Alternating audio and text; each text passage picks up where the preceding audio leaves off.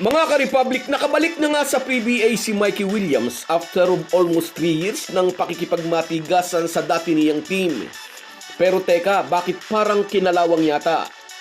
Bokya ang puntos ng dating Rookie of the Year at 2-time Finals MVP sa debut game niya para sa Converge.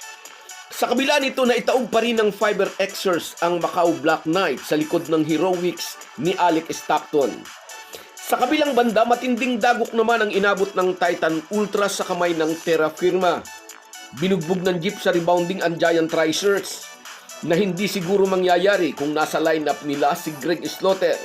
Tahimik ang Titans coach na si Renzi Bahar sa issue ng silent ban kay Greg Sela. Pag-uusapan po natin yan, pero bago ang lahat ay maglalambing po ako sa inyo na isubscribe ninyo itong ating channel.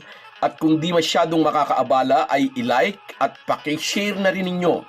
Malaking bagay po yan sa aming mga vlogger. Maraming salamat. Mga ka-Republic, bago natin pag-usapan ang bokyang pagbabalik ni Mikey Williams, una nating talakayin ang naging sagupaan ng Terra Firma at Titan Ultra. Sa napakabihirang pagkakataon, nagtala ng tambak na panalo ang jeep sa kanilang unang laro. Hindi lang ito basta panalo kundi minasaker nila ang Giant Tricers 112-82. Pinangunahan ni Jerick Ahanmisi ang atake ng Terra Firma. Ngunit bukod sa pagpapaulan ni Ahanmisi ng puntos sa third quarter, kapansin-pansin din ang discrepancy sa rebounding. Humablot ng 14 rebounds ang import ng jeep na si Mubashar Ali, samantalang 19 boards naman ang hinablot ng rookie big man na si Jae Chu. Top pick overall nung nakaraang rookie draft. Ngayong Commissioner's Cup lang nag-debut para sa Jeep si Chiu dahil tinapos pa niya ang kanyang kontrata sa Abra Weavers sa MPBL. Sa kabuuan, 54 rebounds ang hinablot ng Jeep samantalang 39 lang sa Titan Ultra. Ito agad ang naidaing ng Titans coach na si Renzi Bahar.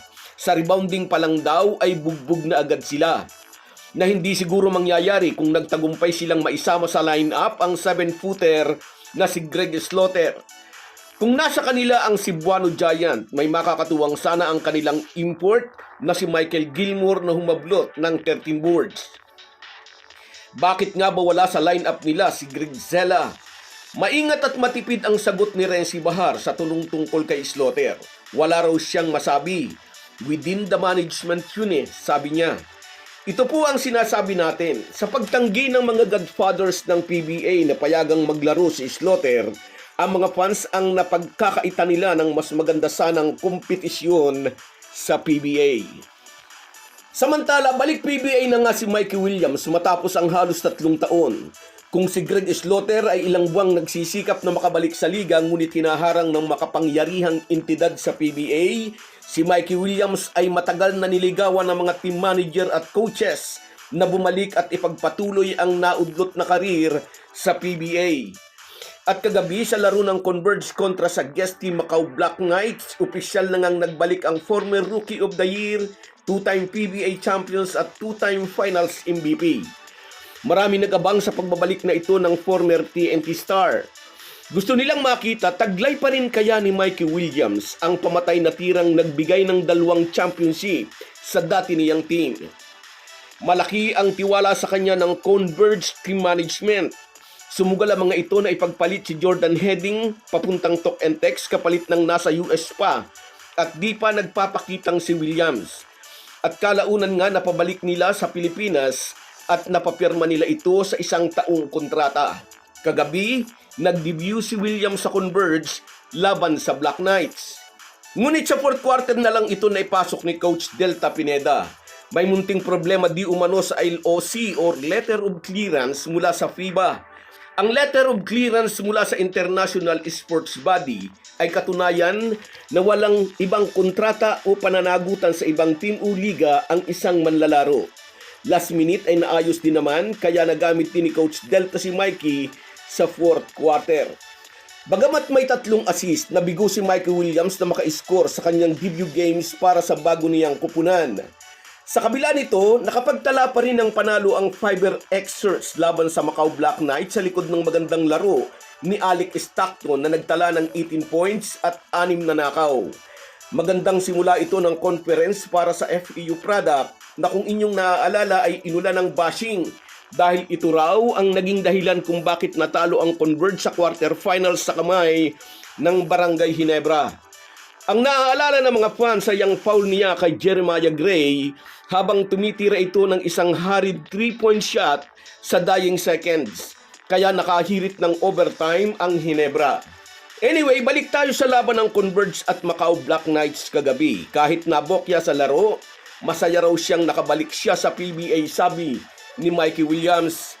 Hindi naman nag-aalala si Coach Delta Pineda sa bokyang performance ni Williams. Nakatulong pa rin daw naman ito sa pagdepensa at pagbibigay ng assist. Samantala, ipinagtapat ng Macau coach na mas pinili ng 7'6" na si Sam Diguara ang liga sa Taiwan kaysa stint nila dito sa PBA. Nauunawaan daw naman niya. Maikli lang daw ang lifespan ng basketball career ng mga player at kung nasaan ang bigger paycheck, doon sila pupunta kung may pagkakataon. So guys, yan lang muna. Hanggang sa muli. Kung wala po kayong mga viewers namin ay walang magtatagumpay na vlogger. Kaya salamat po sa inyong panunood. Shoutout sa iyo RJ Lanorio, Konsihal Junjun Lanorio from San Pablo City, Laguna, sabi niya. Salamat sir. At sa iyo rin Rosemary Juan. Salamat sa laging panonood idol. At sa iyo rin Borlagatan Donald. Nasa Singapore ito. Shout out sa iyo, idol. Ingat ka lagi dyan. At sa iyo rin, Ray Arabit. Grabe naman ang galit nila kay Greg. Oo nga, grabe sila. At sa iyo rin, Francis Palumayan. Yes, salamat sa laging panonood, idol. At sa iyo rin, shout out Merson Kabadi Vlog. Nasa Laguna na ito ngayon mula sa bakasyon sa Ifugao. Shout out sa iyo, idol. At sa iyo rin, Alfredo Bonokan. Yes, bakit daw nakabalik si Williams? At sa iyo rin, Gary Targa. Salamat po sa inyong lahat. Kahit gaano po tayo kabisi, ay huwag po nating kalimutan ang ating buhay espiritual. Lagi po tayong magpasalamat sa bawat araw na dagdag sa ating buhay. Malaki po ang maitutulong ng pananalangin araw-araw. Isang paalala po, mula sa inyong Halo Halo Sports Republic.